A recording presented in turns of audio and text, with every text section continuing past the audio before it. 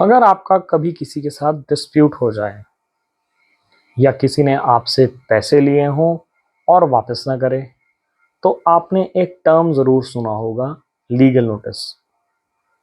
बहुत लोगों को लगता है कि लीगल नोटिस भेजना मतलब केस फाइल हो गया है।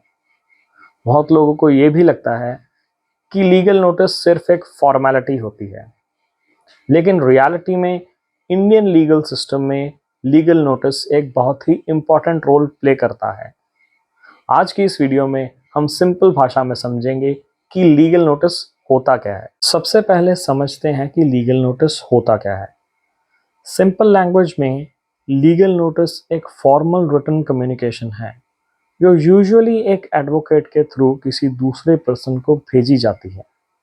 इसका पर्पस होता है किसी डिस्प्यूट के बारे में ऑफिशियली इन्फॉर्म करना, साथ ही दूसरी पार्टी को एक अपॉर्चुनिटी देना कि मैटर कोर्ट के बाहर सॉल्व हो जाए। लीगल नोटिस को कई बार प्री लिटिगेशन कम्युनिकेशन भी कहा जाता है, मतलब कोर्ट केस फाइल करने से पहले दिया गया एक फॉर्मल इंटीमेशन।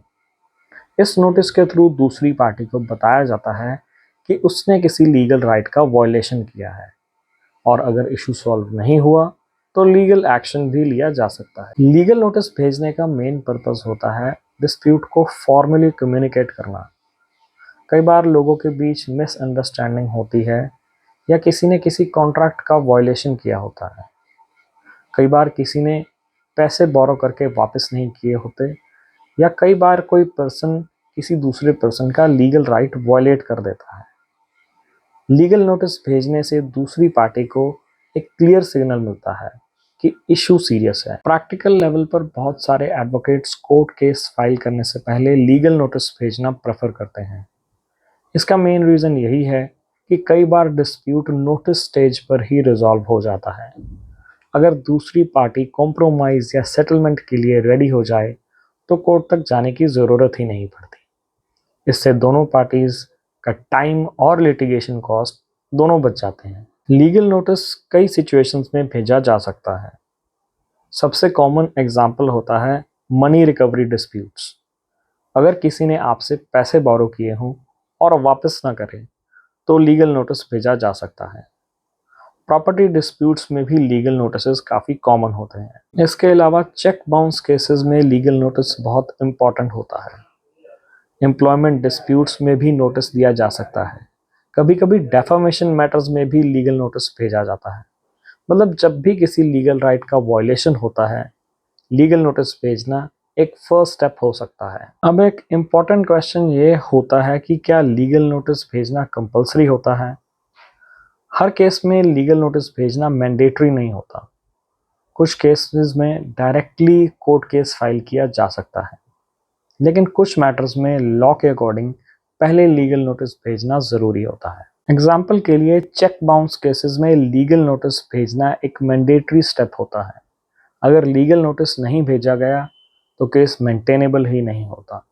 इसीलिए एडवोकेट्स यूजुअली रिकमेंड करते हैं कि लिटिगेशन से पहले लीगल नोटिस भेजना एक यूजफुल स्टेप होता है। टेक्निकली कोई भी पर्सन लीगल नोटिस भेज सकता है, लेकिन प्रैक्टिकल लेवल पर यूजुअली लीगल नोटिस एडवोकेट्स के थ्रू ड्राफ्ट किए जाते हैं। एक एडवोकेट लीगल लैंग्वेज और सभी लीगल प्रोविजंस को प्रॉपरली इंक्लूड करता है, और जब नोटिस एडवोकेट के लेटर हेड पर जाता है तो उसकी सीरियसनेस और भी बढ़ जाती है। लीगल नोटिस में यूजुअली डिस्प्यूट के फैक्ट्स एक्सप्लेन किए जाते हैं। उसमें बताया जाता है कि डिस्प्यूट का बैकग्राउंड क्या है और कैसे लीगल राइट वायलेट हुआ।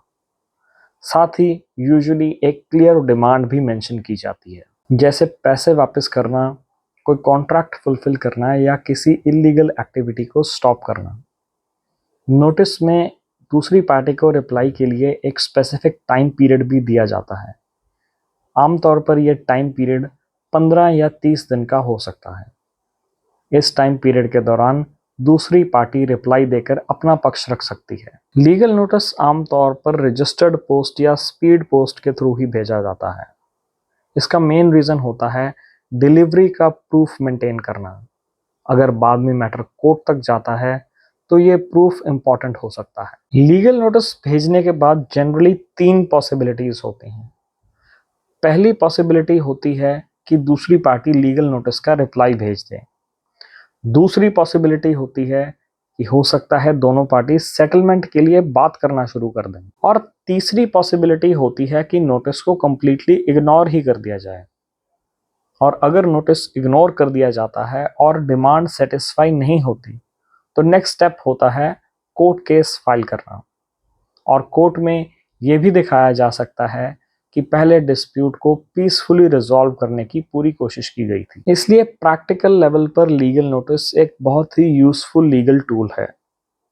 ये एक फॉर्मल वार्निंग भी होती है और डिस्प्यूट रेजोल्यूशन का पहला स्टेप भी होता है। कई बार नोटिस भेजने से ही मैटर सॉल्व हो जाता है। तो सिंपल वर्ड्स में लीगल नोटिस एक फॉर्मल लीगल कम्युनिकेशन होती है जो डिस्प्यूट को ऑफिशियली रेज करती है और दूसरी पार्टी को एक अपॉर्चुनिटी देती है कि वो मैटर को सॉल्व कर ले बिफोर मैटर कोर्ट तक जाए। अगर आपको ये वीडियो इन्फॉर्मेटिव लगा तो चैनल को सब्सक्राइब ज़रूर कीजिए। इस चैनल पर मैं लॉ और लीगल सिस्टम को सिंपल लैंग्वेज में एक्सप्लेन करता हूँ ताकि आम नागरिक भी अपनी लीगल राइट्स और प्रोसीजर्स को आसान भाषा में समझ सके।